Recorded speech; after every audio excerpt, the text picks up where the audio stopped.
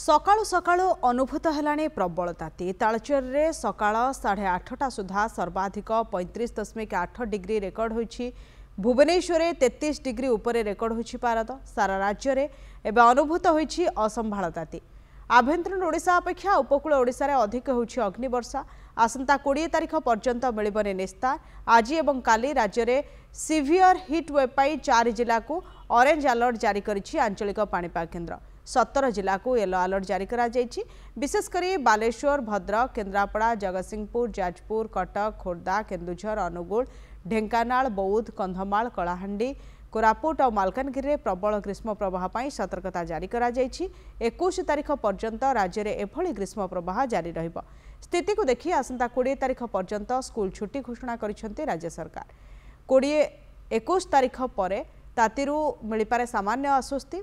गुरुचा बल प्रभाव में राज्यर किछि स्थान में घड़घड़ी बिजुली सह वर्षा हेबार भी संभावना रही। टिटलागढ़ रिपोर्टर मानस रंजन महांती आम सहित जोड़ी होती आलोचना करने। मानस आज असंभाळ ताती सिवियर हिट वेव पाई पाणीपाग विभाग अलर्ट जारी करिछि। टिटलागढ़ स्थिति कौन? निश्चय देखो टिटलागढ़ को ततलागढ़ भाव में परिचित है। तार मुख्य कारण हूँ टिटलागढ़ रे विगत दिन मान जदि आम तार सब अनुध्यान करवा ताहले टिटलागढ़ सबुबले उत्तप्त सहर भाव परिचित होती नाटा परिवर्तन होगी ततलागढ़ होती। आ चलित वर्ष गत किछि दिन है प्रबल गरम होची।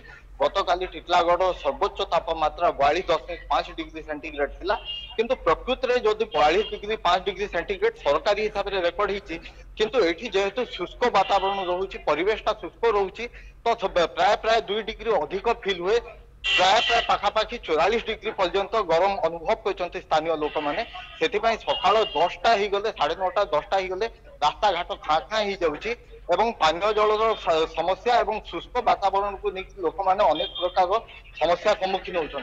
आम सहित अच्छा किसी लोक आसतु मुहर शुणा पार्टी शुणा से गरम को लेकिन कौन कर कष्ट अनुभव कर।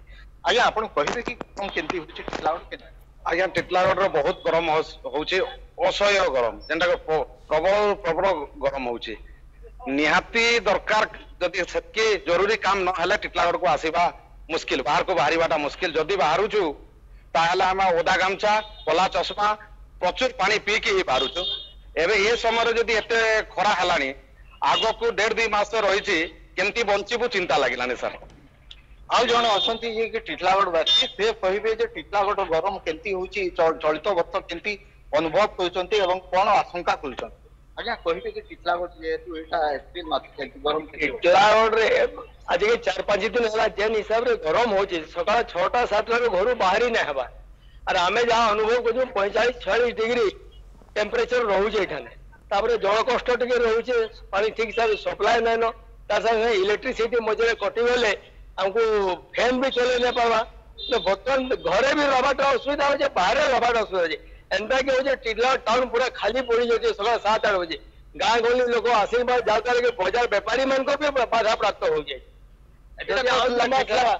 टिटलागढ़ गरम विषय कहते किंतु ये गरम भितर भी आउ किछि रही जोटा कि सावधानता लोक मान अंशुघात रक्षा पाइबा कथा। लोक मान कौन प्रकार अप्रीतिकर परिस्थिति न हो यहाँ को लेकिन कौन कौन प्रिकसन नौचंती स्थानीय बासिंदा एवं ये गरम रु अंशुघात रक्षा पाइबा लगी कौन कौन करछंती आप टिके कहिबे कि अंशुघात हेबाटा माने केंते प्रिकसन नौचंती आप टिटलागढ़ जेहेतु गोटे ततलागढ़ सहर है, पूरा विश्वविख्यात सहर है, तो आगु टिटलागढ़ जनसाधारण निज को निजे प्रस्तुत कर रोचंती।